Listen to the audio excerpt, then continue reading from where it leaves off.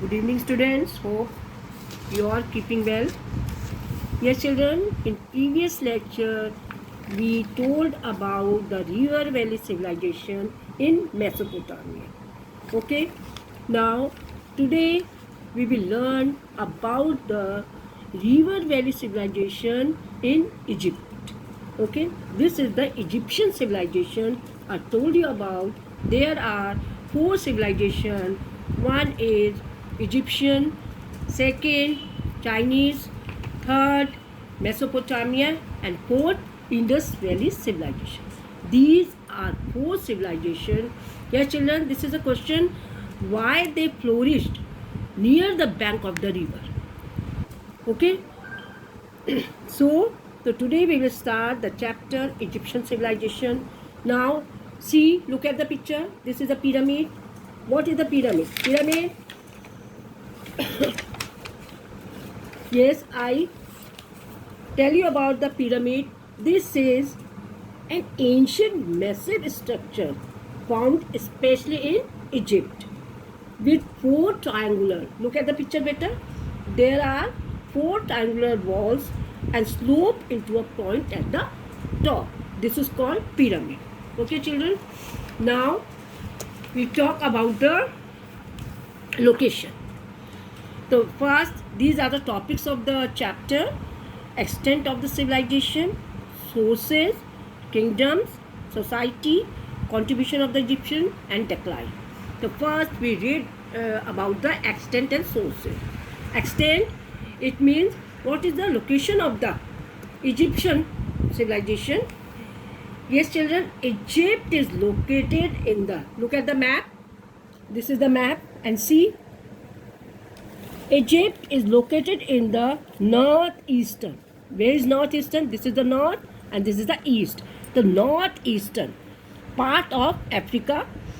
The Egyptian civilization is one of the older civilization. Yes, children, underline this also. I will tell you in the Zoom class also. So it flourished on the banks of the river Nile. See, this is the river Nile. This is a famous river in Egypt. Without the river Nile, Egypt would have been a desert because Africa is a desert area.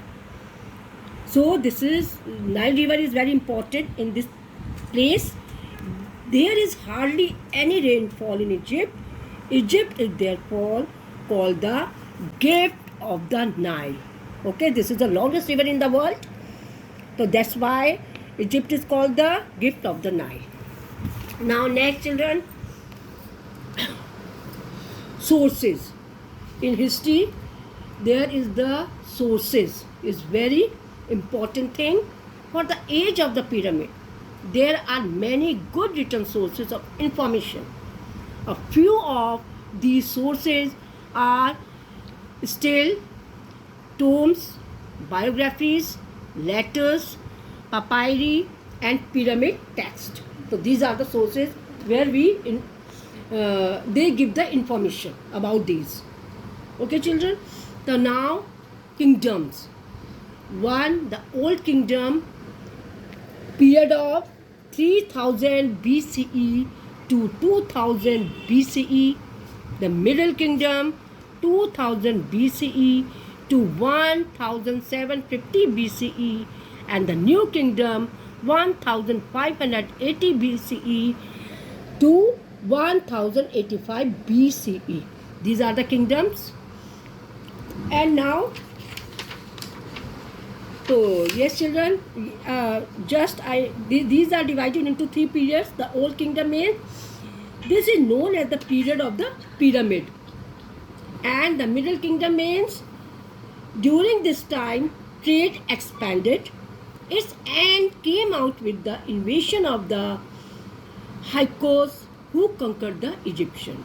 Now the new kingdom, this period lasted for about 5 centuries after the Egyptian kingdom regained their lost territory. So this period saw great heights